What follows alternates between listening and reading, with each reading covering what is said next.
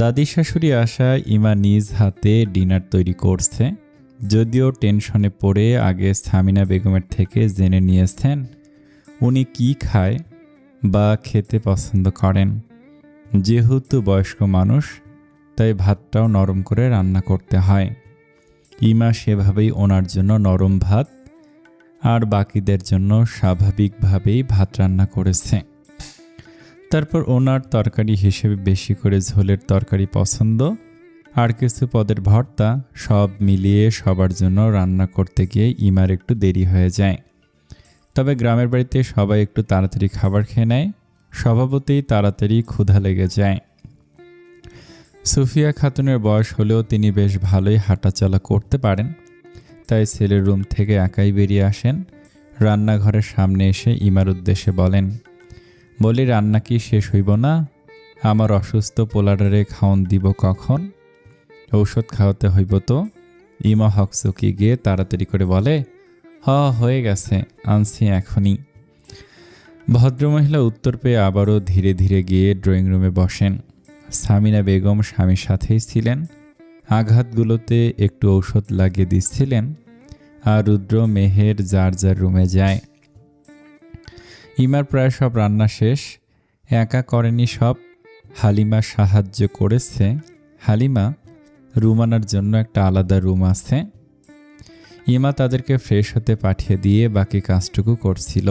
এমন সময় ট্রাউজারের পকেটে দুহাত ঢুকিয়ে স্টাইল মেরে রুদ্র রান্নাঘরে আসে। বউকে রান্নাঘরে একা দেখে একটু দুষ্টুমি করতে এসেছে আর কি। তবে আসার সময় একবারও খেয়াল করেনি ড্রয়িং রুমে বসা তার দাদি সব কিছুই দেখছিলেন। যেহেতু ড্রয়িং রুম থেকে রান্নাঘরের ভেতরে কি হচ্ছে দেখা যায় না, তাই রুদ্রর জন্য কোনো সমস্যা হয়নি। রুদ্র রান্নাঘরে এসে দেখে ইমা সর্বশেষ আলুর ভর্তা বানানোর প্রস্তুতি নিচ্ছে। এটা করা হলেই সব কাজ শেষ, তারপর শুধু পরিবেশনের পালা। ইমা উল্টো দিকে ফিরে আলু ছিল। তখন রুদ্র তার গা ঘেঁষে পেছনে দাঁড়াতেই ইমা চমকে লাফিয়ে ওঠে। শুধু তাই নয়, ভয়ে মৃদু চিৎকার করে বসে। রুদ্র খেকে উঠে বলে, চিৎকার করার কি আছে? বাসায় কি অন্য কোনো ছেলে মানুষ আছে নাকি? উফ, নিজের সাথে আমার কলিজাকেও কাঁপিয়ে দিয়েছে। দেখছেন না কাজ করছি? এভাবে ভীতুর মতো এসে ভয় পাইয়ে দিলেন কিভাবে, ভূতের মতো। একটু সাহায্য করতে আসলাম, রুমে একাকী মন টিকছিল না। ইমা কিছু বলতে যাবে, তখনই সুফিয়া খাতুন আসেন। এসেই বলেন, কি হয়েছে? হাত পুড়ছে নি?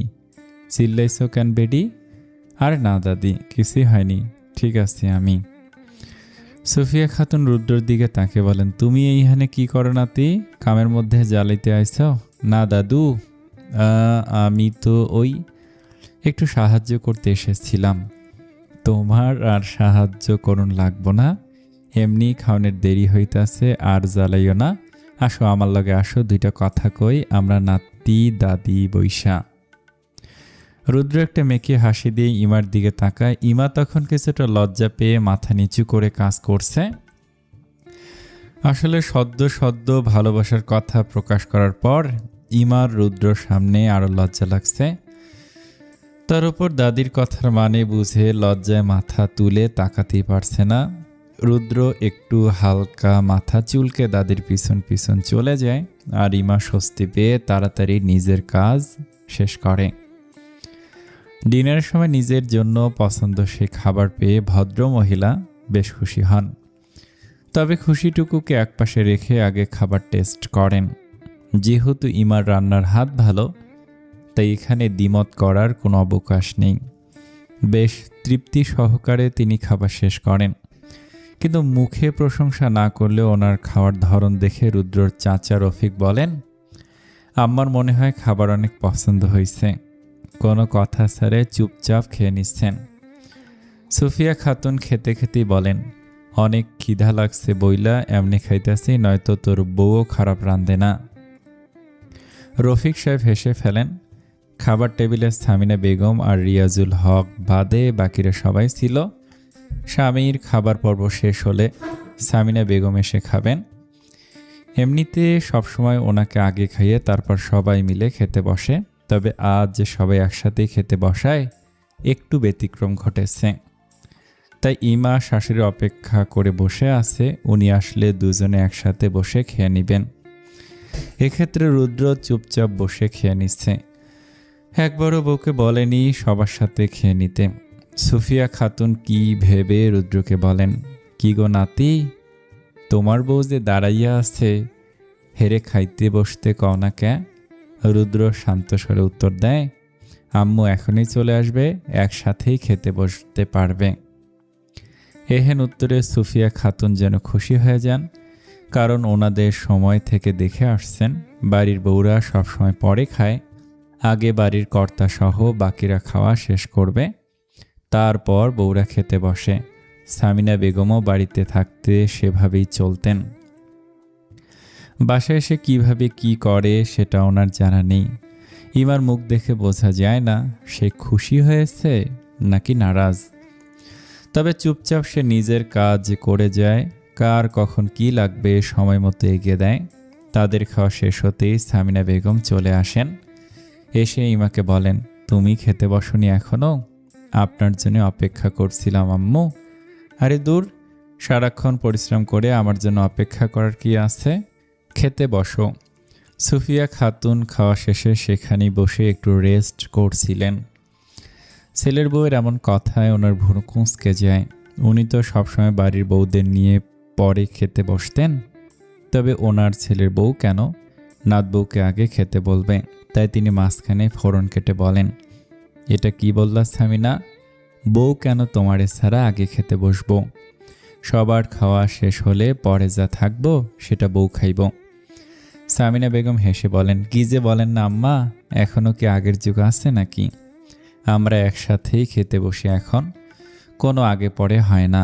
তাছাড়া ইমা তো পরিশ্রম করেছে, ওর তো আরও আগে খেয়ে নেওয়া উচিত। রুদ্র মায়ের কথা শুনে মুচকি হেসে উঠে পড়ে। এতক্ষণ যেন মায়ের অপেক্ষাতেই করছিল। কয়েকদিনে ইমার প্রতি মায়ের যত্ন দেখে রুদ্র বুঝেছে তার মা মূলত অন্য 4টা শাশুড়ির মতো না, দরকার পড়লে শাসন করবে, যেমন ভালো কাজে প্রশংসাও করবে। এক্ষেত্রে মায়ের কোনো দ্বিমুখী চিন্তাভাবনা দেখা যাবে না। তাই দাদির প্রশ্নের উত্তরটা মাসের মুখ দিয়েই দেওয়ার জন্য রুদ্র তখন সেই কথা বলছিল।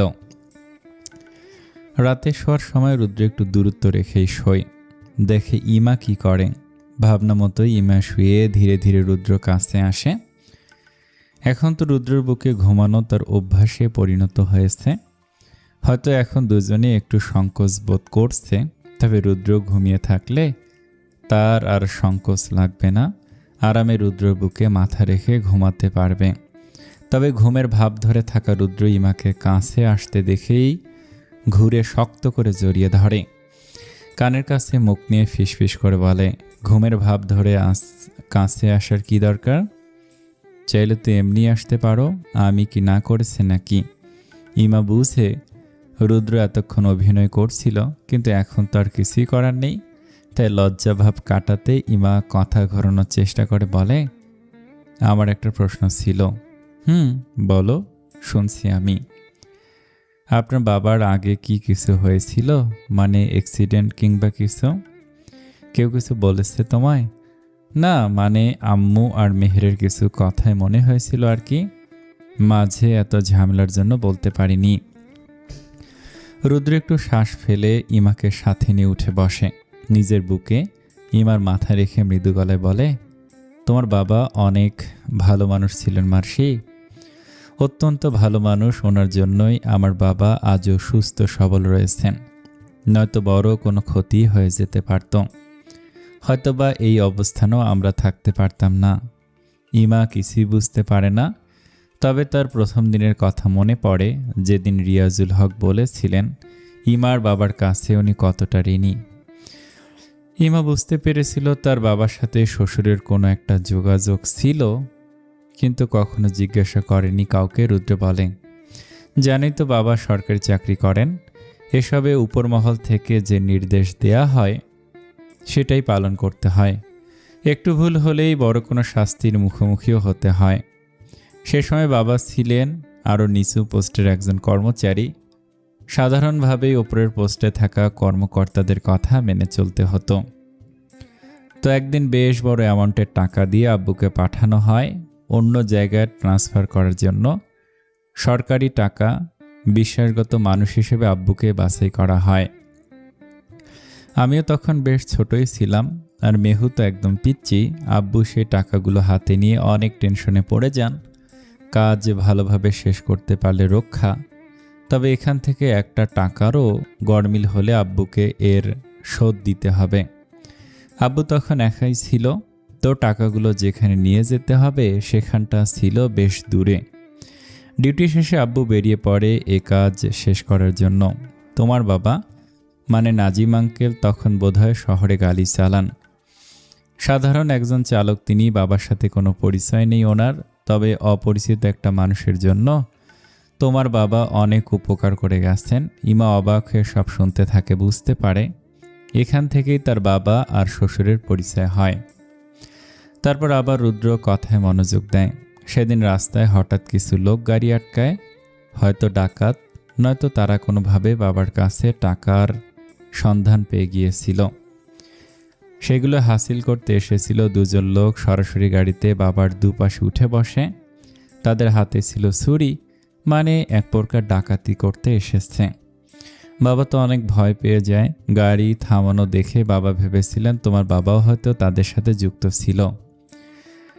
সেদিন টাকাগুলো হাতছাড়া হয়ে গেলে সেগুলো আমাদের জমি বেচেও পরিশোধ করা যেত না, উল্টো আরও শাস্তির ভয় তো আছেই। তবে বাবাকে অবাক করে দিয়ে তোমার বাবা সেদিন নেমে এক পাশ থেকে একটা লোককে টেনে হিঁচড়ে নামায়। অপর দিকে আমার বাবা অপর লোকটিকে গাড়ি থেকে ধাক্কা দিয়ে ফেলে দেয়। এমন হাতাহাতিতে বাবার একটাই লক্ষ্য ছিল টাকাগুলো সেফ রাখা। আর তোমার বাবার লক্ষ্য ছিল নিজেকে সহ প্যাসেঞ্জারকে সেফ রাখা। জানি না ওনার জায়গায় অন্য কেউ থাকলে কি করত। তবে তোমার বাবার সাহসিকতায় সেদিন টাকাগুলো বেঁচে যায়। তবে হাতাহাতিতে একজনের ছুরি আমার বাবার পায়ের উরুতে গেঁথে গিয়েছিল, আর তোমার বাবার হাতের বাহুতে। আর তিনি সে জখম নিয়েও গাড়ি চালিয়ে সব পেছনে ফেলে এগিয়ে এসেছিলেন। ইমার মনে পড়ে সে ছোট থাকতে একবার তার মা তাকে চাচার বাড়ি রেখে শহরে এসেছিল। তখন ইমা অনেক ছোট ছিল বলে সাথে নিয়ে যায়নি, শুধু তার মা বলে গিয়েছিল বাবা একটু অসুস্থ, সুস্থ করে বাড়িতে নিয়ে আসবে। ইমা অনেক কান্না করেছিল, তবুও মায়ের সাথে যাওয়ার জন্য মায়ের মন গলাতে পারেনি। মাসখানেক সময় মা শহরে থেকে বাবাকে সুস্থ করে নিয়ে এসেছিল। তবে এসব ঘটনা বোধহয় তখনই ঘটেছিল, ইমা বলে। তাহলে তখন আমার আব্বুর আসতে এত দেরি হয়েছিল কেন? আমাকে চাচার বাড়ি রেখে গিয়েছিল তারা। হাতে আঘাত পেল তো ভালো হয়ে যাওয়ার কথা। তোমার বাবা ঠিকমতো তখন চিকিৎসা করাননি, একটু ইনফেকশন হয়ে গিয়েছিল। সেটাই সারতে অনেক সময় নিয়েছিল আঙ্কেলের সাথে। পরে বাবা সর্বদা যোগাযোগ রাখতেন। বাবা বোধহয় পরে একবার তোমাদের বাড়িতেও গিয়েছিলেন, তুমি দেখোনি নাকি মনে নেই? গিয়েছিল কি? আমি না তখন এসব নিয়ে একদম মাথা ঘামাতাম না। বাড়িতে কে আসতো যেত দেখতামই না। দিনের বেশিরভাগই হৃদির কাছে এসে বসে থাকতাম, ওর সাথে খেলতাম, তাই বোধহয় খেয়াল করিনি। হয়তো তুমি দেখোনি। তোমার বাবার অসুস্থতা? আম্মুকে জিজ্ঞাসা করলে তখন বলেছিল আব্বু অনেক ভালো মানুষ, আর সবসময় আমায় বলতো কারো উপকার করতে গেলে আল্লাহ সেটা ফিরিয়ে দেন। রুদ্র হালকা হাসে, মৃদুস্বরে বলে, ফিরিয়ে তো দিয়েছেনই। সেদিন যদি তোমার বাবা পাশে না থাকতেন আজ হয়তো আমাদের পরিবারটাই অন্যরকম হয়ে যেত। একটু থেমে সে যোগ করে, এই জন্যই বাবা তোমার বাবার কাছে আজীবন ঋণী ছিলেন। আর তুমি যখন এই বাড়িতে এলে বাবা শুধু বউ নয়, দায়িত্ব ফিরিয়ে দেওয়ার একটা সুযোগ দেখেছিলেন। এই কথাই মা চমকে থাকা। দায়িত্ব? যে মানুষটা নিজের রক্ত দিয়ে আমার বাবাকে বাঁচিয়েছিলেন, তার মেয়েটাকে নিরাপদ রাখার দায়িত্ব। মাঝে কয়েক বছর বাবা তোমাদের খোঁজ পাননি, খোঁজ রাখার সুযোগ পাননি, ফোন বন্ধ ছিল। মাঝে যে তোমাদের সাথে এত কিছু ঘটে গেছে বাবা জানতেন না। তারপর কোনোভাবে তোমার চাচার সাথে যোগাযোগ হয়, সেখান থেকে বাড়িতে যাওয়া। আর তোমার আমার বিয়ে কিছুই কাকতালীয় ছিল না, সম্পূর্ণটাই ছিল ভাগ্যের খেলা। আল্লাহ তাআলা আমাদের ভাগ্য এভাবেই বিয়েটা রেখেছিলেন, তাই আমরা এভাবে একে অপরের সাথে জুড়ে গিয়েছি। ইমা আর নিজেকে ধরে রাখতে পারে না, রুদ্রের বুকে মুখ লুকিয়ে নিঃশব্দে কেঁদে ওঠে। এতদিন সে ভেবেছে সে এই সংসারে বোঝা হয়ে এসেছে, অথচ বাস্তবতা ছিল উল্টো। তার বাবা না থাকলে এই সংসারটাই হয়তো ভেঙে পড়ত। তার বাবা অজান্তেই মেয়ের জন্য একটা নিরাপদ বাসস্থান তৈরি করে দিয়ে গিয়েছেন। ইমা কান্নারত কণ্ঠে বলে, আমিও আমার বাবার প্রতি অনেক কৃতজ্ঞ। বাবা যে অজান্তেই আমার জন্য সুখের ব্যবস্থা করে দিয়ে গিয়েছেন। আমি সবসময় ভেবেছি আমি শুধু ঝামেলা, আমি সবার কাছেই বোঝা স্বরূপ, অথচ আমার বাবার একটা ভালো কাজের উপহার স্বরূপ আজ আমার জীবনটা এতটা সুখের হলো। রুদ্র শক্ত করে তাকে জড়িয়ে ধরে। এর জন্যই তোমায় বলি, কখনো নিজেকে ছোট করে দেখবে না। তুমি এখানে করুণা নিয়ে আসনি, তুমি এখানে অধিকার নিয়ে এসেছ। এই সুন্দর জীবনটা তোমার অধিকার, তোমার পাওনা।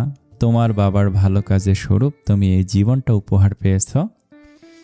এখন শুধু নিজের মতো করে সব আগলে রাখো, কারণ এই সবই তোমার একান্ত। ইমা বলে ওঠে, আর আপনি? আমি তো সে শুরু থেকে তোমার জীবনের সাথে আটকে গেছি, নিজেকে তোমার নামে লিখে দিয়েছি। আমার ভয় হয় এসব আবার হারিয়ে যাবে না তো। আমার সুখ যে বেশি দিন টিকে না। ভয় পাওয়া মানে দুর্বল হওয়া না। যতদিন আমি আছি তোমার এসব একা বইতে হবে না। জীবনের প্রতিটি মুহূর্ত তুমি আমায় পাশে পাবে, এই বিশ্বাসটা রাখো। আর কিছুই তোমায় ভাবতে হবে না। আমি বিশ্বাস করি, আপনাকে অনেক বিশ্বাস করি, তাই তো সেই বিশ্বাসের জোরে এখনও টিকে আছি। আমি জানি আপনি থাকতে কখনো আমার কোনো বিপদ হবে না। আপনার প্রতি আমার এই বিশ্বাস সেদিন থেকেই আছে, যেদিন আপনি আমায় সজীবের হাত থেকে রক্ষা করেছিলেন। আমি সেদিনই বুঝতে পেরেছিলাম আমার জীবনের একমাত্র ধ্রুব সত্য আপনি, আমার স্বামী রুদ্রমশাই। রুদ্র যেন অনেক খুশি হয়ে যায়, অন্তত ইমাকে আজ তার জীবনের একটা বড় সত্যির কথা জানিয়েছে। এরপর থেকে ইমা নিশ্চয়ই নিজেকে আর ছোট করে দেখবে না। আমাদের জীবনে ঘটা প্রতিটা কাজের পিছনে একটা করে কারণ থাকে, হয়তো ভালো নয়তো খারাপ। কথায় বলে, দুঃখের পর সুখ আসে। ইমার জীবন তেমন কিছুরই প্রতিচ্ছবি।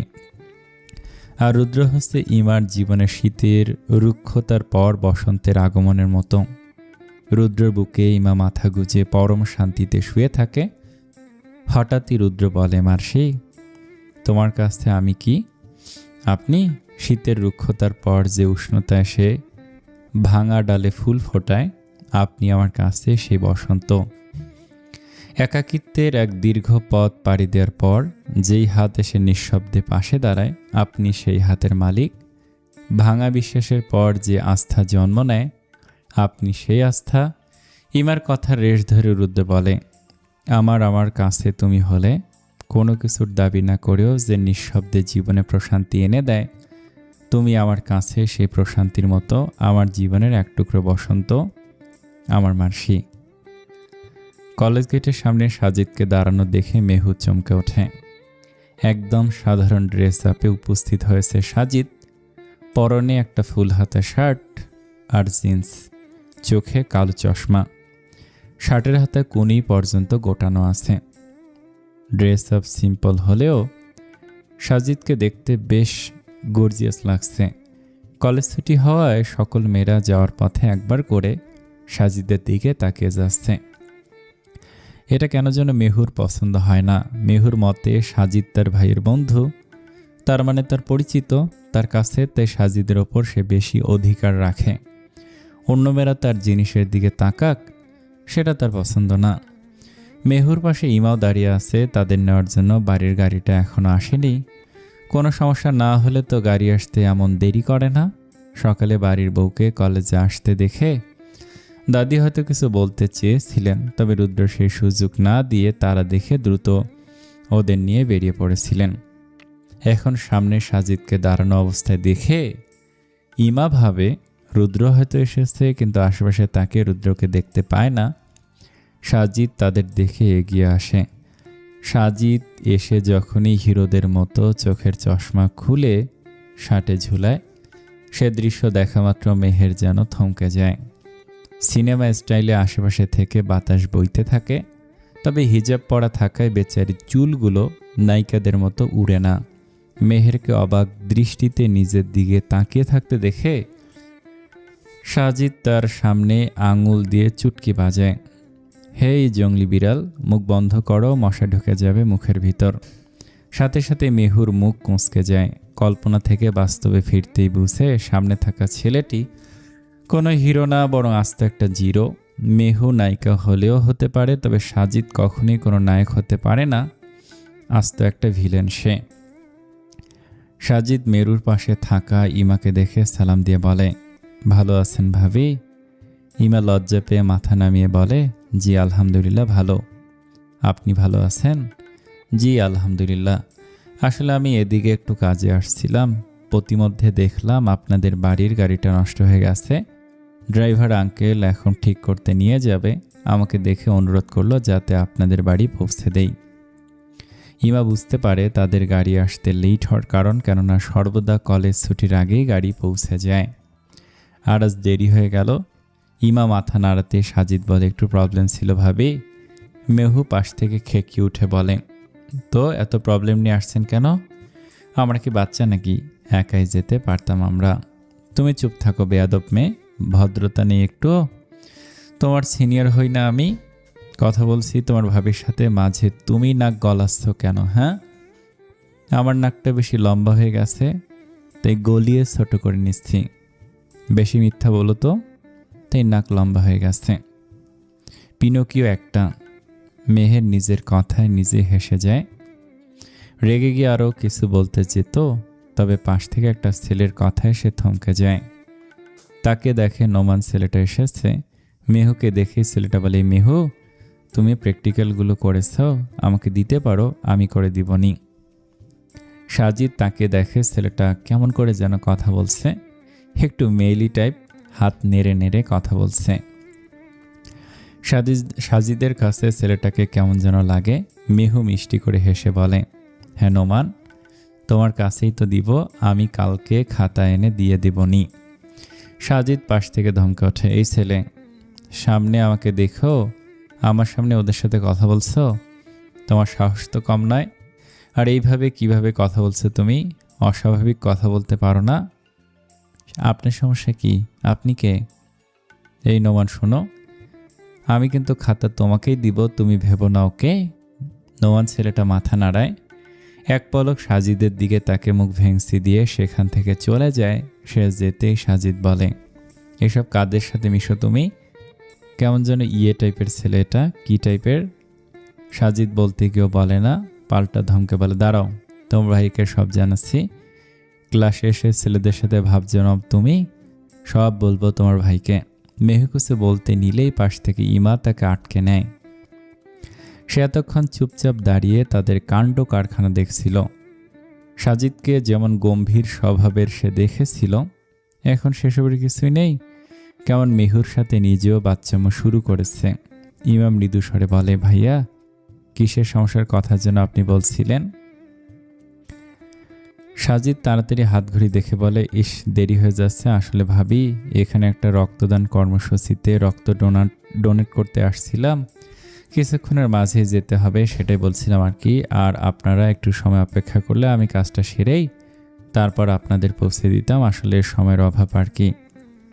কি এত কাজ আপনার যে সময় থাকে না, নাকি অন্য কোথাও টাইম দিয়ে রেখেছেন? হঠাৎ মেহেরের এমন কথায় সাজিদ শুধু রেগে তাকায় তার দিকে, এতেই মেহু চুপসে যায়। অপরদিকে ইমা ইতস্তত করা দেখে সাজিদ বলে, আচ্ছা আমি রুদ্রকে আসতে বলি, তাহলে আর সমস্যা হবে না। ইমা দ্বিমত করে না, রুদ্র ফ্রি থাকলে আসুক, তাহলে কোনো সমস্যাই হবে না। সাজিদ রুদ্রকে ফোন দিল। রুদ্র জানায় সে লিলির বাবার অফিসে গিয়েছিল, এখন রাস্তায় আছে।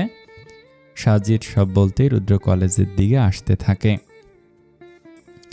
রুদ্র কলেজের সামনে এসে দেখে সাজিদ ইমা আর মেহেরকে নিয়ে কলেজের সামনের যাত্রী ছাউনিতে বসে আছে। রুদ্রকে সামনে দেখে ইমার চোখ জোড়া খুশিতে চকচক করে ওঠে। রুদ্র এগিয়ে এসে বলে, তুমি এদিকে? কোনো কাজ ছিল নাকি? ওই যে রক্তদান কর্মসূচি ডোনেট করতে এসেছিলাম। আমাকে তো জানাসনি আগে, আমিও আসতাম। তুই বিবাহিত মানুষ, প্রচুর এনার্জি দরকার তোর।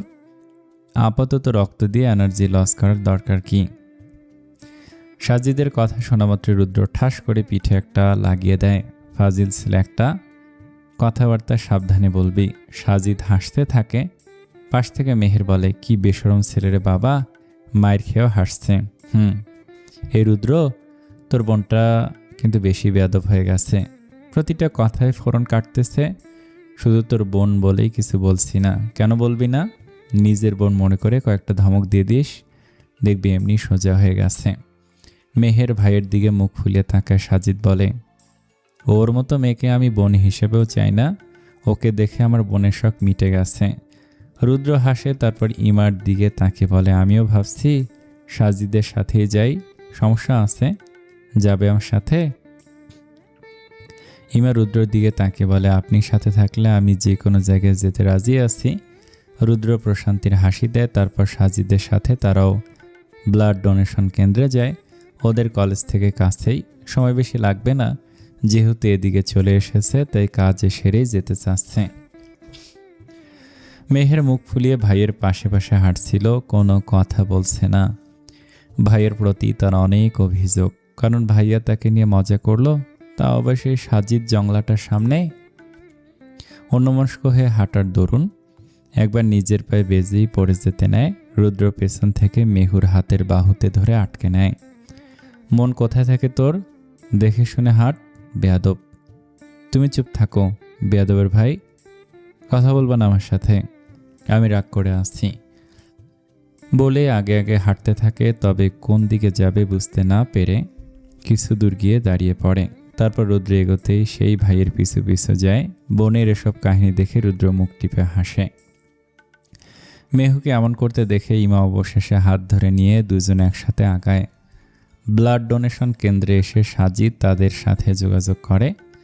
তারা প্রাথমিকভাবে ব্লাড গ্রুপ পরীক্ষা করবে। সাজিদের পর রুদ্র যাবে, তাই তারা একপাশে চুপচাপ বসেছিল। তবে মেহুর শখ জাগে কিভাবে কি করছে সেসব দেখবে। রুদ্রবনকে থামায়, মেহু ওদিকে যাস না, ইনজেকশন সিরিজ দেখলেই তো ভয় পাস তুই। আর দূর, ভয় পাবো না, আমি বড় হয়েছি না। রুদ্রর কথাকে অগ্রাহ্য করে ব্যাগ একপাশে রেখে সে সামনে এগিয়ে যায়, যেখানে সাজিদ বসে আছে আর একজন নার্স রক্ত নিবে পরীক্ষা করার জন্য। মেহু তো খুশি মনে সেদিকে গিয়ে সাজিদের পাশে দাঁড়ায়। ব্যাস, যখনই দেখলো সাজিদের হাতে সিরিঞ্জ ঢুকে রক্ত নেওয়া হচ্ছে, মেহের তখনই চোখ উল্টে অজ্ঞান হয়ে সাজিদের ওপর ঢলে পড়ে।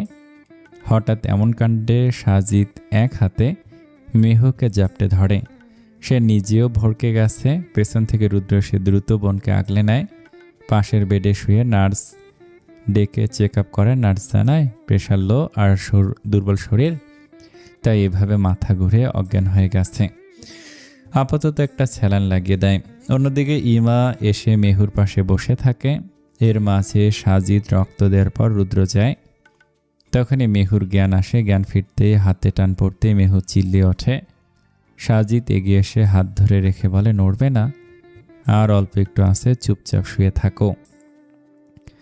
মেহু সেদিক থেকে চোখ সরিয়ে অন্যদিকে তাকিয়ে থাকে। সাজিদ তখনও তার হাত ধরে রেখেছে, একদম হালকাভাবে, যাতে স্যালাইন চলাচলে ব্যাঘাত না ঘটে। এতদিন জংলি বিড়াল বলতাম, আর এখন তো দেখছি ক্যাঙ্গারুও। শরীর কিছু নেই, হাঁটতে গেলেও খালি পড়ে যায়, আবার আসে আমার সাথে তর্ক করতে। কি আজব মেরে বাবা। মেহু কিছু বলতে গেলে এর মাঝে রুদ্র চলে আসে। এসে দেখে স্যালাইন শেষ। নার্স এসে স্যালাইন খুলতে গেলে মেহু ইমার পাশে কাঁধে মুখ গুজে দেয়। ইমারও ভয় লাগে এসব, কিন্তু এখানে মেহু থাকায় নিজেকে কেমন সাহসী লাগছে তার। মনে হচ্ছে ছোট্ট বোনের রক্ষা করছে সে। নার্স যেতেই মেহু নিজেকে একটু রিল্যাক্স ফিল করে লাফিয়ে বেড থেকে নামতে গেলে রুদ্র একটা ধমক দেয়। এখন আবার তিরিং বিরিং শুরু করলে কিন্তু খবর আছে মেহু। একবার অজ্ঞান হয়ে মেটেনি, এখন বকাবকি শুরু করলে কিন্তু আমি আবার অজ্ঞান হয়ে যাব বলে দিলাম। ইমা মুখ টিপে হাসে। মেহের উঠে দাঁড়াতে নিলে তার শরীরটা একটু ঢুলে ওঠে। রুদ্র ধরতে আসার আগে সাজিদ ধরে ফেলে তাকে। তারপর মেহুকে বেডে বসিয়ে রুদ্রকে বলে, আস্ত বেয়াদব তোর বোনটা। একটা কথাও তো শুনবে না, উল্টো অবাধ্যতা করবে। এই, আপনার সমস্যা কি? এত জ্বালাচ্ছেন কেন? আপনাকে দিয়ে তো কখনো আমি প্র্যাকটিক্যাল করাবো না। দরকার পড়লে নিজের ঘোড়ার ডিম এঁকে রাখবো, তাও আপনাকে দিব না। না জেনে আমার খাতার 12টা বাজিয়ে বসবেন। হ্যাঁ, পারবো তো সেই ঘোড়ার ডিমটাই আঁকতে, আর কিছু পারো বলে মনে তো হয় না। সাজিদ সামনে তাকাতে দেখে রুদ্র তীক্ষ্ণ দৃষ্টিতে তাদের দুজনের দিকে তাকিয়ে আছে। তা দেখে সাজিদ হকচকে গিয়ে মেহেরকে ছেড়ে দেয়। এতক্ষণ সে মেহেরের বাহুতে ধরে রেখেছিল। রুদ্র এসে বোনের ব্যাগ নিজের কাঁধে নিয়ে অপর হাতে মেহুকে ধরে নিয়ে আগায়, সাথে ইমা আর সাজিদও আসতে থাকে। বাইরে বেরোতেই দেখে বাড়ির গাড়ি দাঁড়িয়ে আছে। রুদ্র আগেই ফোন করে ড্রাইভারকে এখানে আসতে বলেছিল। রুদ্র মেয়েদের গাড়িতে বসিয়ে সাজিদকে বলে, চল আমাদের সাথে, অনেক দিন হলো বাড়িতে যাস না। আরে বাসায় যেতে হবে, অনেক দেরি হয়ে গেল, আর বিকেলে বের হোস, হিমেলও আসবে, লিলির বাবার সাথে কি কথা হয়েছে জানাস। আচ্ছা, তবে ওদের খাতাটাও সাথে আনবো না হয়? দায়িত্ব তো নিয়েই ফেলেছিস, দুজনেরটাই করে দিবি। তবে কিসের দায়িত্ব? আমি কোনো দায়িত্ব নেইনি, তোর বোন আমাকে বলেছিল, তাই আর কি। একই কথা হলো, খাতা এনে দিব, তুই করে দিবি, প্রস্তুতি নিয়ে থাক। বলেই সাজিদের পিঠে একটা চাপড় দিয়ে রুদ্র চলে যায়। সাজিদ ভাবনায় পড়ে যায়, তার বোনের সাথে কথা বলা নিয়ে কিছু বলল না কেন। রুদ্র তো এসব পছন্দ করে না। দুপুরে বাড়ি ফিরে এসে বিকেলেই রুদ্র আবার বেরিয়ে যায়। যদিও যাওয়ার আগে ওদের প্র্যাকটিক্যাল খাতাও নিয়ে গেছে, মানে সাজিদ যখন রাজি হয়েছে তাকে খাটিয়ে ছাড়বে। সেই যে রুদ্র গিয়েছে, সন্ধ্যা পেরিয়ে রাত হয়ে গিয়েছে, আসার খবর নেই। ইমা একা একাই বই নিয়ে বসেছিল। পড়তে বসে ঝিমোচ্ছিল আর কি। গত রাতে তো রুদ্রর সাথে গল্প করতে গিয়ে ঘুমাতে দেরি হয়ে গিয়েছিল, আবার সকালে উঠে কলেজে যাওয়া লেগেছে। এক্ষেত্রে মাফ নেই কোনো, কলেজ মিস দেয়া যাবে না আর। ইমা ঝিমোতে গিয়ে একবার পড়ে যেতে নেয়, তখনই একজোড়া হাত তাকে আটকে নেয়। ইমা চমকে উঠে তাকিয়ে দেখে সামনে রুদ্র বসে আছে। এক মুহূর্তের জন্য সে প্রচণ্ড ভয় পেয়ে যায়। রুদ্র কখন এসে এখানে বসেছে সে টেরই পায়নি। তার ঝিমানো দেখে রুদ্র হো হো করে হেসে দেয়, যেন খুব মজা পেয়েছে সে। ইমা আড়মোড়া ভেঙে বসে বলে, হাসবেন না? কখন এসেছেন আপনি? যখন তুমি ঝিমোতে গিয়ে পড়ে যাচ্ছিলে। আপনি একেবারে অতিরিক্ত। কফি খাবেন? লাগবে না এখন, একটা জিনিস এনেছি তোমার জন্য। বলেই পকেট থেকে একটা প্যাকেট বের করে ইমার হাতে দেয়। ইমা প্যাকেট খুলে সেখানে সুন্দর একটা লকেট চেন পায়, সাথে একটা হিজাব, ব্রোস। এগুলো মোনা আছে না, হিমেল আর মোনা তো কাজিন হয়। ওদের ফ্যামিলি আগে থেকেই তাদের বিয়ে ফিক্সড করে রেখেছিল। হিমেল জানতো, তবে মোনাকে জানানো হয়নি। এখন হিমেল চাচ্ছিল মোনাকে প্রপোজ করতে। আংটি কিনতে মলে গিয়েছিলাম আমরা তিনজন, তখন এগুলো দেখে ভালো লাগলো, কিনে ফেললাম। আপনার চয়েস বরাবরই দারুণ, অনেক সুন্দর এগুলো। রুদ্র ইমার হাত থেকে লকেটটা হাতে নিয়ে ইমাকে পরিয়ে দেয়।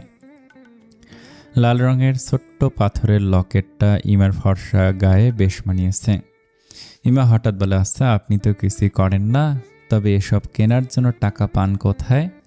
সেদিন ওই কোমরবন্ধনী দিলেন, আজ এসব টাকা পান কোথায়? রুদ্র একটা ভাবসাব নিয়ে বলে, আমাদের ছেলেদের টাকার অনেক উৎস থাকে, সব বলা যাবে না। আপনি অসৎ কিছু করছেন না তো? আমাকে দেখে এসব মনে হয় তোমার? আরে দূর, টাকা মেরে দিই আমি, যেমন ভার্সিটির সেমিস্টার ফি বলে বাড়তি টাকা নেই, তারপর কত বাহানা তো আছেই। ইমা ভুরুকুচকে অবাক হয়ে তাকায়, রুদ্রের মতো মানুষ এসব করে? ইমাকে এভাবে নিজের দিকে তাকিয়ে থাকতে দেখে রুদ্র বলে, অবাক হওয়ার কি আছে এতে? চুরি তো করছি না, তাছাড়া আম্মু ভালোই জানে এসব।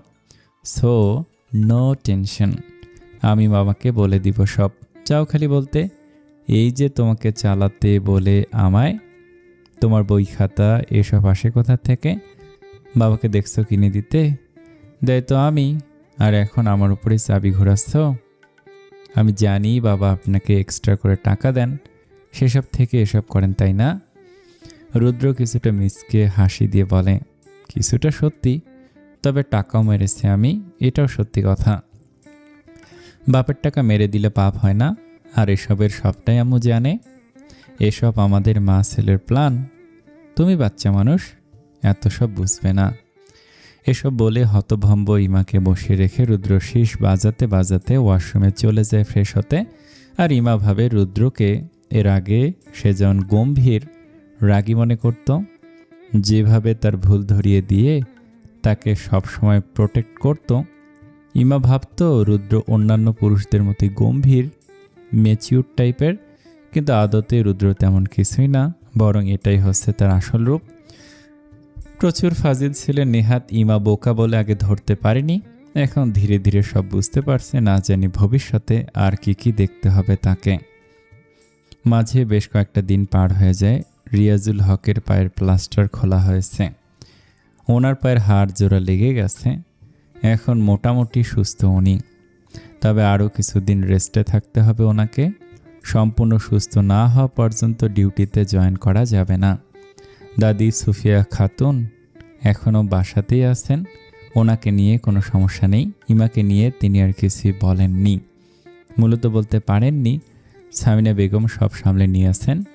ইমা মেহের নিয়মিত কলেজে যায়। ইতিমধ্যে তাদের ইন্টার্ন প্রথম বর্ষের পরীক্ষা হয়ে গেছে, দুজনেই মোটামুটি ভালো রেজাল্ট করেছে। রুদ্র ফাইনাল ইয়ারের ক্লাস চলমান, তবে এর মাঝেই সে লিলির বাবার বিজনেসে পার্ট টাইমের হিসেবে জয়েন করেছে। মূলত অভিজ্ঞতা অর্জন করতে গিয়েছে। সাথে সাজিদ আর হিমেলও আছে লিলির ফ্রেন্ড বলেই তাদের কোনো রকম সমস্যা ফেস করতে হয়নি। ইতিমধ্যে হিমেল আর মোনার কাবিন হয়ে গেছে, সেখানে তারা ফ্রেন্ড সার্কেলের সবাই উপস্থিত ছিল। ইমা আর মেহেরকেও যেতে বলা হয়েছিল, তবে ওদের পরীক্ষার জন্য উপস্থিত থাকতে পারেনি। রুদ্র আজকাল বাসায় আসতে একটু লেট হয়, যেহেতু পার্ট টাইম চাকরি নিয়েছে তাই বাসায় লেটে ফেরে। এমনই একদিন ইমা সহ সবাই মিলে সন্ধ্যার নাস্তা করছিল, তখন দাদি সুফিয়া খাতুন হঠাৎ বলে ওঠেন, কি গো সামিনা, তোমার পুতের বউরে তো আইসা থাকছি দেখা একবারও শাড়ি পিনতে দেখলাম না, খালি কি এইসব থ্রি পিসই পরবো, তাই কি হয় নাকি? আম্মা, ওরা আজকালকার ছেলে মেয়ে যেটা পড়তে তাদের ভালো লাগবে সেটাই পড়ুক, এসব নিয়ে জোরাজুরি করার দরকার নেই। সামিনা খাতুন নিজের ছেলের বউয়ের সামনে কিছু না বললেও পরে ইমাকে একা পেয়ে বলেন, রাখো তোমার শাশুড়ির কথা। বলি জামাইরে বাইন্দা রাখার একটা বড় অস্ত্র হইতাছে বউয়ের সৌন্দর্য। যদি নিজের সৌন্দর্য জামাইরে দেখাইতেই না পারো তাই কি লাভ হইল? মাঝে মধ্যে সাইজা জামাইয়ের সামনে যাইতে পারো না, এতে জামাইয়ের মন ভালো থাকবো। এমনি নাতি আমার সারাদিন কত কাম কইরা রাইতে বাসায় আসে, ওরও শান্তি বলে কিছু আছে তো নাকি? পুরুষ মানুষের মন বইলা কথা, একবার অন্যদিকে মন গেলে আর ফিরান যায় না। বুঝছো কিছু আমার কথা? ইমা লজ্জা পেয়ে যায়, তবে সাথে মৃদু মাথা নাড়ায়। আসলে তারপরে আর তেমন শাড়ি পরা হয়নি, রুদ্র কখনো বলেনি তাকে পরতে। রুদ্রকে তেমন নিজের দিকে আকর্ষিত হতেও দেখেনি সে। বরাবরের মতোই রাতে তাকে জড়িয়ে ধরে ঘুমাবে, বাচ্চাদের মতো ট্রিট করবে, এটা সেটা এনে খাওয়াবে, খুনসুটি করবে, রাগাবে, হাসাবে। তবে অন্য কিছুর দিকে নজর নেই তার। এসব ভাবতে গিয়ে ইমার একটু মন ভার হয়। রুদ্র কি তবে তাকে সেভাবে ভালোবাসে না?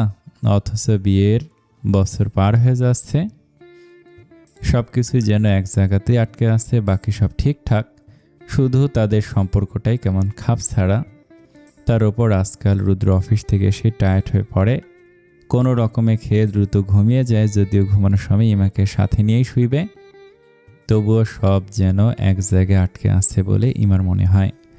তার ওপর দাদির কথা শুনে একটু ভয়ও হয়, যদিও রুদ্রের ওপর তার পূর্ণ বিশ্বাস আছে, তবে নিজের ভাগ্যের ওপর কোনো বিশ্বাস নেই তার। আজ দাদির কথা শুনে তারও একটি ইচ্ছা জাগে। ইমা তেমন সাজগোজ করে না কখনো, তাই তার কাছে সাজের তেমন জিনিসও নেই। আলাদা করে কিছুই কিনে নি, কখনো লাগলে মেহেরের সাজের জিনিসগুলোই ব্যবহার করে। ইমা রুমে গিয়ে কাবাট হাতড়ে একটা স্কাই ব্লু কালারের পাতলা শাড়ি বের করে। এটা রুদ্রই একদিন কিনে এনেছিল, তার কাছে নাকি কালারটা বেশ পছন্দ হয়েছে। আদৌ কি তাই? তবে ইমা কখনো শাড়িটা পরে দেখানোর সুযোগ হয়নি, মনে মনে ভাবে আজ সে এই শাড়িটা পরবে, এতে ট্রায়াল দেওয়া হবে, রুদ্রকেও পরে দেখানো যাবে। তবে তারা যেহেতু সবাই মিলে একসাথে থাকে, তাই ইচ্ছে সত্ত্বেও ইমা এখনই সেজেগুজে বসে থাকতে পারবে না। কারণ রুদ্র আসলে ডিনারের জন্য হলেও তাকে রুমের বাইরে যেতে হবে। শ্বশুর শাশুড়ি দাদের সামনে এভাবে যাওয়া যাবে না, তাই ইমা ভাবে রুদ্র আসলেই পরে সে পড়বে। আপাতত সব কিছু একসাথে করে গুছিয়ে সোফার ওপর রেখে দেয়। তারপর নিজের কলেজের পড়া পড়তে থাকে। বেশ কিছু সময় পর রুদ্র বাসায় আসে। বেচারা ক্লান্ত হয়ে গেছে একদম। কোনো রকমে নিজেকে টেনে হিসড়ে রুমে এনে বিছানার উপর হয়ে শুয়ে পড়ে। ইশারা ইমাকে ডেকে বলে, মাথার চুলগুলো টেনে দাও তো বউ, মাথার ভেতরে হাতুড়ি পেটাচ্ছে মনে হচ্ছে। ইমা এগিয়ে এসে বিছানায় বসতেই রুদ্র তার কোমর জড়িয়ে ধরে কোলের ওপর মাথা রাখে। ইমা তার মাথার চুল টেনে দিতে দিতে বলে, খুব খারাপ লাগছে আপনার, অনেক পরিশ্রম হয়। তা তো একটু হয়ই, নতুন নতুন তো, পরে সব ঠিক হয়ে যাবে ইনশাল্লাহ। ফ্রেশ হয়ে আসেন, পরে খেয়ে দিয়ে একেবারে শুয়ে পড়েন। আরেকটু পর একটু রেস্ট করতে দাও বলে ইমার কোমর ধরে ওভাবেই শুয়ে থাকে। অগত্যা ইমাও তার মাথায় হাত বুলিয়ে দিতে থাকে। কিছুক্ষণ পর রুদ্র হঠাৎই উঠে আসে। এক কাপ কফি আনো, কফি খেয়ে তারপর শাওয়ারে যাব, তারপর ডিনার। ইমা মাথা নাড়িয়ে বেরিয়ে যায় কফির উদ্দেশ্যে। রুদ্র হেয়ালিভাবে উঠে একটু বারান্দায় যাওয়ার উদ্দেশ্যে পা বাড়ায়। তবে যাওয়ার পথে সোফায় বেজে যেতেই সোফা থেকে ইমার শাড়িটা ফ্লোরে পড়ে যায়। রুদ্র আলগোছে হাতে তুলতেই তার আনা শাড়িটা দেখতে পায়। তার মনে পড়ে এই শাড়িটা সেই এনে দিয়েছিল ইমাকে, তবে কখনো বলেনি পড়তে। যদি ইচ্ছে ছিল তার এই শাড়িতে ইমাকে একবার দেখার, তবে মুখ ফুটে বলেনি কখনো। তবে ইমা কেন আজ এটা বাহিরে রেখেছে? কি ভেবে রুদ্র মুখে হাসি ফুটে ওঠে। তবে সে যেখানের জিনিস সেখানে রেখে বারান্দায় চলে যায়। কিছুক্ষণের মাঝে ইমা কফি নিয়ে রুমে আসে। রুদ্রকে রুমে না পেয়ে বুঝে যায় বারান্দায় আছে, তাই কফি নিয়ে বারান্দায় যায়। দোলনায় বসা রুদ্রর হাতে কফি ধরিয়ে দিয়ে নিজেও পাশে বসে। এই দোলনাটার ওপর ইমার অনেক লোভ ছিল। ছোটবেলায় গ্রামে বিভিন্ন গাছে তারা দোলনা বানিয়ে খেলত। এখন তো এখানে এত সুন্দর দোলনা দেখে সে অনেক অবাক হয়েছিল। তবে সাহস করে বসেনি কখনো আগে। কিন্তু নিজেকে যখন সে প্রাধান্য দেয়া শুরু করলো, যখন বুঝলো রুদ্র নিজেই তার হলে রুদ্র সকল জিনিসও তারপর থেকে এই রুমের যে কোনো জিনিস কিংবা দোলনা কোনো কিছু ব্যবহার করতে সে সংকোচ করেনি, কারণ সে বুঝতে শিখেছে রুদ্র নিজে তাকে শিখিয়েছে নিজের অধিকারের ওপর আর কিছুই নেই। কিন্তু ইমার কাছে রুদ্রর কথা বেশি ম্যাটার করে, তাই সে রুদ্রকে এতটা সম্মান করে, সকল কথা মেনে চলে। খাবে? কি? কফি? না, খেলে তো নিজের জন্য বানিয়ে আনতাম। স্বামী স্ত্রী এক প্লেট থেকে খাবার খেলে নাকি মহব্বত বাড়ে? চলো আমরা এক কাপ থেকে কফি খেয়ে মহব্বত বাড়াই। ইমা মুস্কি হেসে রুদ্রর কাপ থেকে কফি পান করে। রুদ্র আশা প্রকাশ করেছে আর সে পূরণ করবে না, এমনটা হয় নাকি? সাজিদ ভাই, বলো, আবার কি দরকার? আমি কি শুধু দরকারে আপনাকে ফোন দেই? আমার কি ভাই নেই নাকি? দরকার পড়লে তো ভাইয়ের কাছে যেতাম। তো আমাকে ফোন দিলে কেন? কি বলতে চাও বলে ফেলো। আপনি কি ব্যস্ত? এভাবে বলছেন কেন? কিভাবে বললাম? কেমন তাড়াহুড়ো করছেন? আমাকে আর ভালো লাগে না আপনার। কি বললে শুনিনি? মেহের কথা ঘুরিয়ে বলে, আমার সাথে কথা বলতে আপনার আর ভালো লাগে না? আজকাল শুধু ব্যস্ততাই দেখান আপনি। ব্যস্ততা দেখাই মানে? ব্যস্তই তো থাকি। ভার্সিটি করে আবার তোমার ভাইয়ের জন্য কিসের অফিসে যেতে হয়, সময় কোথায় আমার? মেহেরের মন খারাপ হয়ে যায়। এ কয়দিনে মেহের নিজের মাঝে একটা বড় পরিবর্তন খেয়াল করেছে। নিজের পরিবর্তন দেখে নিজে অবাক হয়েছে। সে বুঝতে পেরেছে কোনোভাবে হলেও সে সাজিদকে ভালোবেসে ফেলেছে। আগে সাজিদের স্বল্প কথা দেখেও তার কোনো রকম লাগতো না, কিন্তু এখন খুব খারাপ লাগে। সাজিদ তো বদলায়নি, আগে যেমন ছিল এখনো তেমনই আছে, শুধু বদলেছে মেহেরের মন। বগে যে সাজিদকে ভাইয়ের বন্ধু হিসেবে দেখত, আর এখন দেখে নিজের ভালোবাসার হিসেবে অনেক বড় পরিবর্তন ঘটে গেল। যে মেহের, শুনতে পারছো? জি বলুন। শোনো, ফোন রাখি এখন, বাসায় এসে ফ্রেশও হতে পারিনি, তুমি ফোন দিয়েছো, এখন রাখো, অনেক ক্লান্ত লাগছে, ফ্রেশ হয়ে খেয়ে ঘুমাবো। মেহের মন খারাপ করে কোনো বিদায় না জানিয়ে ফোন রেখে দেয়। এমনিতেই নিজের অনুভূতি নিয়ে টেনশনে ছিল সে। এখন সাজিদের অবহেলায় মনটাই বিষিয়ে গেছে। কিভাবে চলবে সে এখন? নিজের মনের উপর কন্ট্রোল করা আর সম্ভব হচ্ছে না। মেহের কখনো ভাবতেও পারেনি সে এভাবে ভাইয়ের বন্ধুর প্রেমে পড়ে যাবে। তাও রুদ্রর যেন তেন বন্ধু না, এ হচ্ছে তার মতে সবচেয়ে বিরক্তিকর গম্ভীর পার্সন, সাজিদ রহমান। রাতে ডিনার করে এসে রুদ্র সারা রুম জুড়ে পায়চারি করতে থাকে, নিজের অস্থির মনটাকে শান্ত করার ব্যর্থ চেষ্টা করতে থাকে। অপরদিকে ইমা শোয়ার প্রস্তুতি নিতে থাকে। বিছানা ছেড়ে সব ঠিকঠাক করে শুতে গেলে রুদ্র হাত ধরে আটকায়। ইমা জিজ্ঞাসা দৃষ্টিতে তাকালে রুদ্র বলে, শুয়ে পড়বে এখনই? হ্যাঁ, রাত হয়েছে তো, আর আপনার না খারাপ লাগছে? শুয়ে পড়ুন তাড়াতাড়ি। কিন্তু আমার তো ঘুম উবে গেছে। মানে? রুদ্র এগিয়ে গিয়ে সোফায় রাখা শাড়ি এনে ইমার হাতে দেয়। পরে আসো এখনই, আমি দেখতে চাই তোমায় এই শাড়িতে কেমন লাগে। ইমা লজ্জা পেয়ে মাথা নামিয়ে নেয়। সেখানে রাখা শাড়িটার কথা বেমালুম ভুলে গিয়েছিল। এই মুহূর্তে রুদ্রের সামনে দাঁড়াতেও তার লজ্জা লাগছে। ইমা মিনমিন করে বলে, আপনার না মাথা ব্যথা করছে? আজকে লাগবে না, ঘুমান গিয়ে। এখন একদম সুস্থ আছি, তুমি তাড়াতাড়ি যাও, আমি আর অপেক্ষা করতে পারছি না। ইমা রুদ্রর কথা মেনে ধীর পায়ে সকল প্রয়োজনীয় জিনিস নিয়ে ওয়াশরুমে চলে যায়। এদিকে রুদ্র অধীর আগ্রহে ইমার জন্য অপেক্ষা করছিল। অপরদিকে ইমা কিছুক্ষণ সময় লাগিয়ে শাড়ি পরে নেয়। যেহেতু সে এমনিতেই শাড়ি পরতে পারে, তাই বেশি একটা সমস্যা হয়নি। শুধু জর্জেটের শাড়ি হওয়ায় কুঁচি দিতে দেরি হয়, কিন্তু এখন বাইরে রুদ্রের সামনে যেতে লজ্জা লাগছে তার। একটা কথা বলা যত সহজ, করে দেখানো তার থেকে অনেক গুণ কঠিন। এই ইমা আগে ভেবেছে কিভাবে সেজে গুজে রুদ্রের সামনে যাবে, অথচ এখন যখন রুদ্র নিজে ইচ্ছা প্রকাশ করল, তখন ইমার সকল হাওয়া ফুস হয়ে গেল। এক অজানা অনুভূতিতে তার বুক কাঁপতে শুরু করে। বদ্ধ ওয়াশরুমের মাঝে নিজের হার্টবিটের শব্দ শুনে আরো ভয় পায়। এত দ্রুত বিট করছে কেন? বাইরে গেলে তো তবে রুদ্ররও সেটা বুঝতে ফেলবে। এসব ভাবতে ভাবতে ইমা আরো সময় নষ্ট করে ফেলে। তবে এখন তো বের হতেই হবে, রুদ্র হয়তো অপেক্ষা করছে তার জন্য। অবশেষে রুদ্রর অপেক্ষার অবসান ঘটিয়ে ইমা ওয়াশরুম থেকে বেরিয়ে আসে। রুমের বড় লাইটের আলোয় ইমার ফর্সা গায়ে স্কাই ব্লু কালারের শাড়ির সৌন্দর্যে ঘরের আবহাওয়া যেন বদলে যায়। শাড়ির সাথে ইমার কোমর পর্যন্ত খোলা চুল যেন সৌন্দর্যের মাত্রা আরো কয়েক গুণ বাড়িয়ে দিয়েছে। রুদ্র মুগ্ধ দৃষ্টিতে তার অর্ধাঙ্গীর দিকে তাকিয়ে থাকে, যে চাহনির মাঝে ছিল একরাশ মুগ্ধতা আর অধিকার বোধ।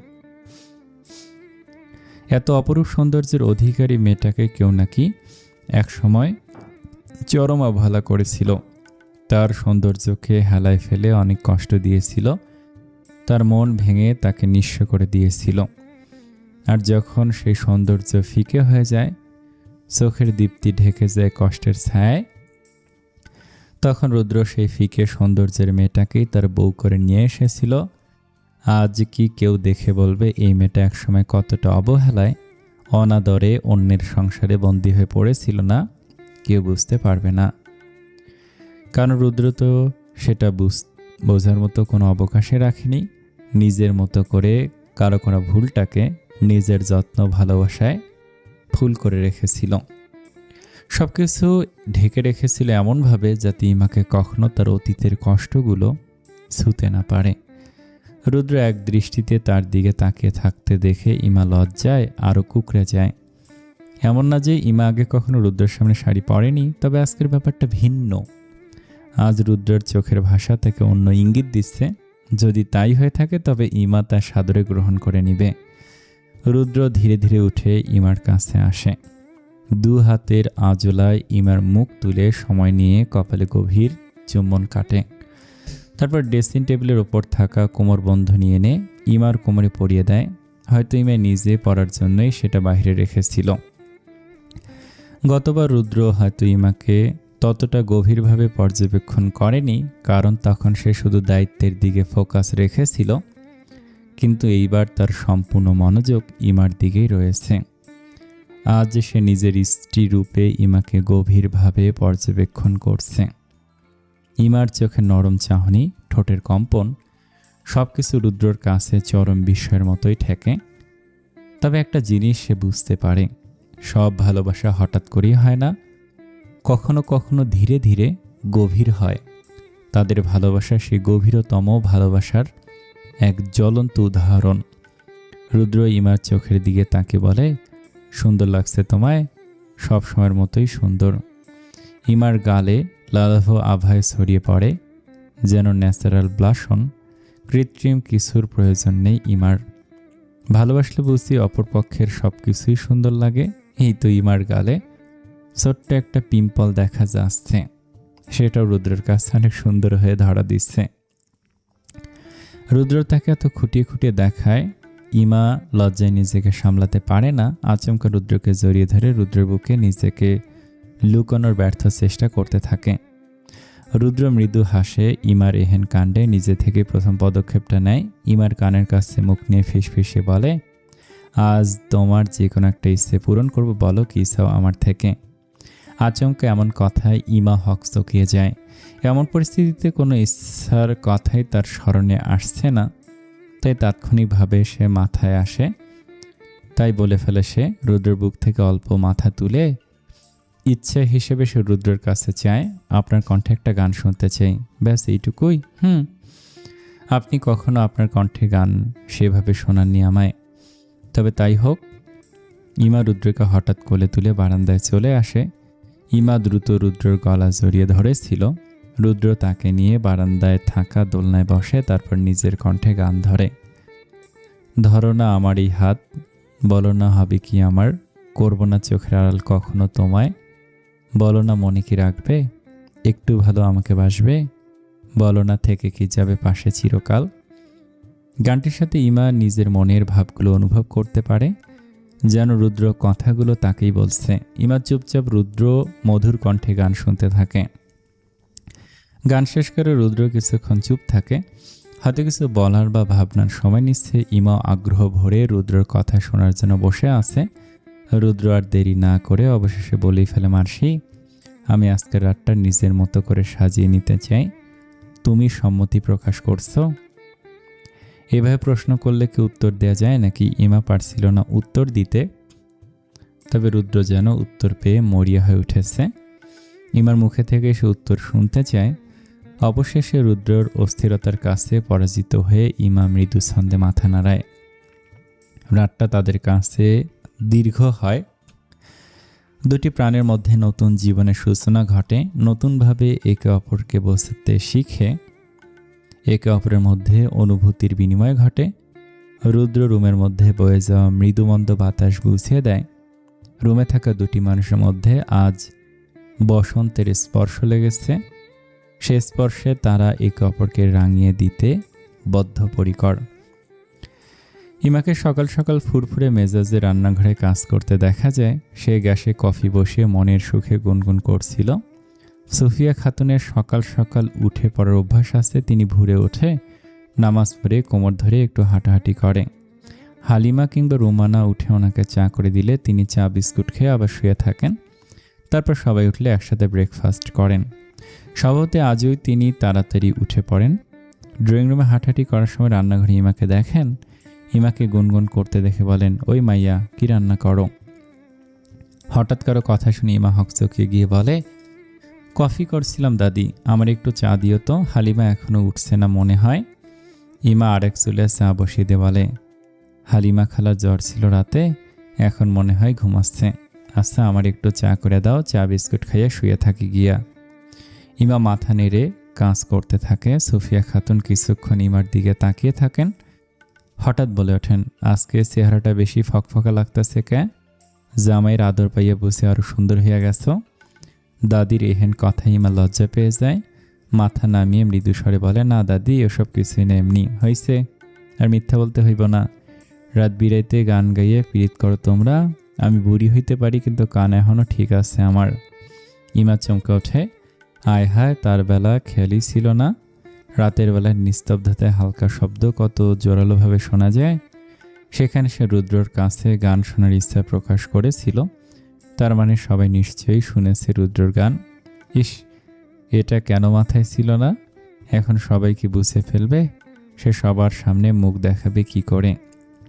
হিমা কোনো রকমে চা করে দাদির হাতে দিয়ে কফি নিয়ে রুমে চলে আসে। ইতিমধ্যে রুমানা উঠেই পড়েছে, তাই আর সেদিকে নজর না দিলেও চলবে। হিমা কফি নিয়ে এসে রুদ্রকে ডাকে। রুদ্র তো প্রায় সকালে উঠে জগিংয়ে যায়, আজ উঠছে না কেন? ইমার ডাকাডাকিতে রুদ্র বিরক্ত হয়ে বলে, সমস্যা কি? উঠবো না আমি। জগিংয়ে যাবেন না? এমনিতেই তো এমন সময় উঠে পড়েন। রুদ্র আদো আদো চোখ খুলে ইমাকে হাঁস কাটানে বিছানায় ফেলে দেয়।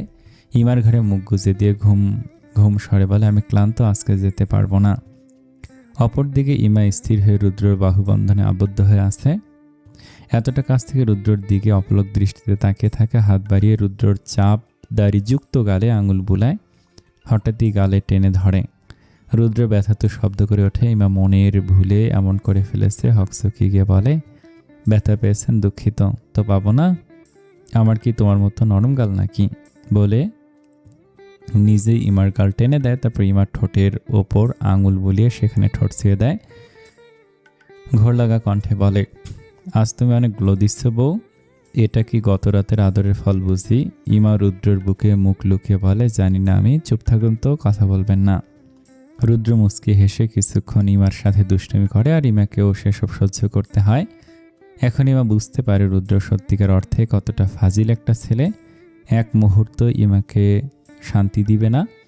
যতক্ষণ তারা রুমের ভেতর আছে, রুদ্র তার সর্বোচ্চ চেষ্টায় ইমাকে জ্বালাতন করে যাবে। গম্ভীর বুঝমান নয়, বরং এই ইম্যাচিউর বাচ্চামো রূপটাই আহনাফ শাহরিয়ার রুদ্রর আসল রূপ। মাঝে পেরিয়ে যায় 1 মাসের মতো। ইমা মেহের নিজেদের মতো কলেজ করে যাচ্ছে। রুদ্র নিজেরও পড়াশোনা কাজে ব্যস্ত। রিয়াজুল হক অফিসে যাওয়া শুরু করেছেন। তিনি এখন একদম সুস্থ আছেন। হাঁটা চলায় একটু সমস্যা হয়, তবে নিজেকে সামলে নিয়েছেন। বাবাকে কষ্ট করতে দেখে রুদ্রর অনেক খারাপ লাগে, তবে তার হাতেও কিছু নেই। সুফিয়া খাতুন নিজের বাড়িতে চলে গিয়েছেন। সব কিছু আগের মতোই স্বাভাবিকভাবে চলছে। এরই মাঝে একদিন ইমা হঠাৎ অসুস্থ হয়ে পড়ে। তাকে বমি করতে দেখে রুদ্র অস্থির হয়ে পড়ে। সাথে নানা রকম উল্টাপাল্টা ভাবনা চলে আসে। ইমার সাথে সরাসরি কথা বলে জানে রুদ্র যেভাবে তাকে চলতে বলেছে সেভাবেই চলেছে সে, কোনো ভুল হয়নি। তবু রুদ্র শিওর হওয়ার জন্য ইমাকে পরীক্ষা করতে বলে। রেজাল্ট নেগেটিভ আসলে সে স্বস্তির নিঃশ্বাস ফেলে। তবে ইমার মন খারাপ হয়ে যায়। রুদ্র কি তবে বেবি চায় না? বেবি নেই শুনে এতটা স্বস্তি কে পায়? ইমাকে মন খারাপ করতে দেখে রুদ্র বলে, মন খারাপ কেন? বেবি নেই শুনে আপনি এত খুশি? আপনি চান না আমার সন্তানের বাবা হতে? এমন করছেন কেন? Are you crazy? আমি বেবি চাইব না কেন? অবশ্যই চাই, আমাদের একটা ফুটফুটে বেবি হবে। সারাদিন আদর করব আমি, তোমাকে বা আমাকে বাবা বলে ডাকবে। সো কিউট ব্যাপার স্যাপার। রুদ্রর চোখে মুখে খুশির ঝিলিক দেখা যাচ্ছে। তবে ইমা মুখ ভার করে বলে, তবে আজ কেন এত খুশি? আপনার তো খারাপ লাগার কথা, মাথা খারাপ তোমার। নিজের বয়স দেখেছো, পিছিয়ে একটা মেয়ে, 2 দিন পর 3rd এক্সাম। এখন সে বেবি নেওয়ার পরিকল্পনা করছে। আজব মেয়ে। ইমা মুখ ফুলে বলে, আমি মোটেও কোনো পরিকল্পনা করিনি। বেবি আসার হলে এমনি আসবে, হাজার চেষ্টাগুলো আটকে রাখতে পারবেন না। সেটার সময় হোক, আগে নিজের জীবন গুছিয়ে নাও। আমারও সময় লাগবে। আমার ফাইনালটা শেষ হলে আসল কাজে লেগে পড়বো। ইনশাল্লাহ সব ভালোই হবে। ইমা মাথা নাড়ায়। এখন পর্যন্ত যা হয়েছে ভালোই হয়েছে, ইনশাল্লাহ ভবিষ্যতেও ভালো হবে। দেখতে দেখতে রুদ্রর ফাইনাল এক্সাম চলে আসে। কিছুদিন পরেই এক্সাম। আবারও সে পড়াশোনায় ডুবে যাবে। অপরদিকে ইমা, মেহেরেরও টেস্ট এক্সাম, তারাও পড়াশোনায় ব্যস্ত। পাশাপাশি টুকটাক খুনসুটি তো আছেই। মেহের সেদিনের পর থেকে সাজিদের সাথে কথা বলা কমিয়ে দিয়েছে। কথা বলেই না বলা যায়। অপ্রয়োজনে তো দূর, প্রয়োজনে মেসেজ দেয় না। প্রথম দিকে সাজিদ বিষয়টা আমলে নেয়নি, তবে ধীরে ধীরে মেহেরের ভাবসাব তারও চোখে পড়েছে। মাঝে হাতে গোনা কয়েকবার তাদের দেখা হয়েছে, তবে মেহের বাড়তি কোনো কথা বলেনি। আগের মতো সাজিদের সামনে চুপচাপ থাকে। এরই মাঝে সাজিদ জানতে পারে তার নাকি ফ্যামিলি থেকে বিয়ে ঠিকঠাক করা আছে। সাজিদ নিজে সেটা জানতে পারে না, পরে মায়ের কাছ থেকে জানতে পেরে অনেক রাগারাগি করেছে। তার বিয়ে ঠিক করা অথচ কার সাথে করা সে জানতো না। বাবার নাকি কোনো এক ফ্রেন্ডের মেয়ে, এসব সাজিদের একদমই পছন্দ না। প্রচণ্ড রাগারাগি করেছে সে বাসায়। লাস্ট টেস্ট পরীক্ষার দিন মেহুর সাথে সাজিদের দেখা হয়। সাজিদ তার বাবার সেই বন্ধুর মেয়ের সাথে রেস্টুরেন্টে দেখা করতে এসেছে। অপ্রত্যাশিতভাবে মেহুও তার ভাই ভাবির সাথে সেই রেস্টুরেন্টে গিয়ে ওঠে। মূলত তাদের কলেজ থেকে এগিয়ে আনতে গিয়েছিল, তবে মেহুর জোরাজুরিতে রেস্টুরেন্টে এসেছে। সেখানে সাজিদের সাথে অন্য একটা মেয়েকে দেখে মেহের রীতিমতো শকড হয়ে যায়। রুদ্র তো তাদের দেখে ভুরু কুঁচকে তাকিয়ে থাকে। সাজিদ একটু থতমত খেয়ে রুদ্রকে বলে, আসলে তেমন কিছু না, বাবা বলল দেখা করতে, তাই আর কি। রুদ্র কোনো উত্তর দেয় না, সোজা বউ বোনকে নিয়ে অন্য টেবিলে গিয়ে বসে। সাজিদ মাথা নামিয়ে নেয়। তার খুব খারাপ লাগছে শুধুমাত্র বাবার কথা রাখতে সে মেয়েটার সাথে এখানে দেখা করতে এসেছিল। এখানে এভাবে যে রুদ্রর সাথে দেখা হয়ে যাবে ভাবিনি। অপরদিকে মেহের অবাক হয়ে শুধু সাজিদের দিকে তাকিয়ে থাকে। অজান্তেই চোখে পানি এসে ভিড় করে।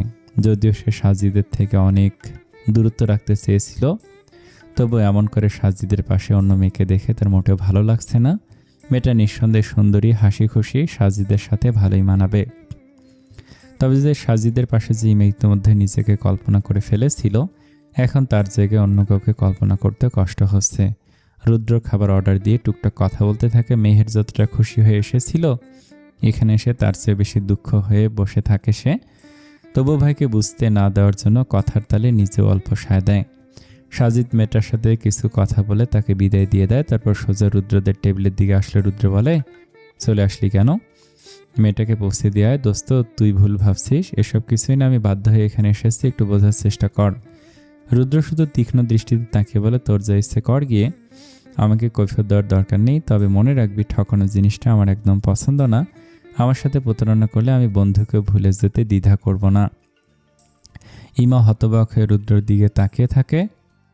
রুদ্র এমন করছে কেন, আর সাজিদে বা ভয় পাচ্ছে কেন? মেহু একটু অবাক হয়েছে। রুদ্র সাজিদকে বিদায় জানিয়ে চলে যেতে নিলে সাজিদ বলে, একটু কথা বলতে দে, আমি ওর সাথে ব্যাপারটা ক্লিয়ার করে দেই, নয়তো ভুল বুঝবে, লাগবে না। আগে নিজের পরিবার সামলে আয়, তারপর যা বলার বলবি।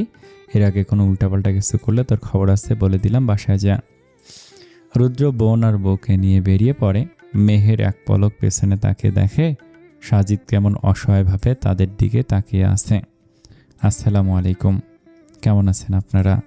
এই গল্পটা কেমন লাগছে কমেন্টে জানান। আর যারা এখনও লাইক করেননি, সাবস্ক্রাইব করেননি, তাদের জন্য সমবেদনা, প্লিজ একটা সাবস্ক্রাইব করুন। ভালো লাগে আমার, আপনারা সাবস্ক্রাইব করলে মোটিভেশন পাই। আসসালামু আলাইকুম।